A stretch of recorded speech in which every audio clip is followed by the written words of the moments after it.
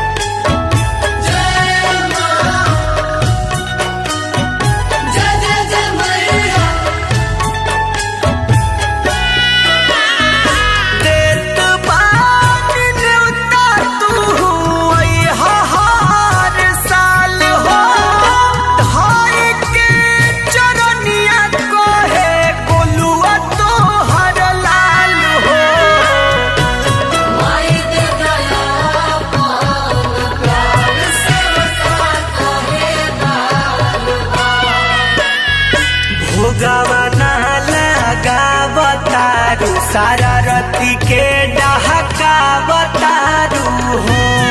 आहू माई भोरही से लोरावा बहावतारू कुछु ना बाता बतारू हो। आहू माई अपन जैसन हमरो के रोबावतारू कुछु ना बाता बतारू हो।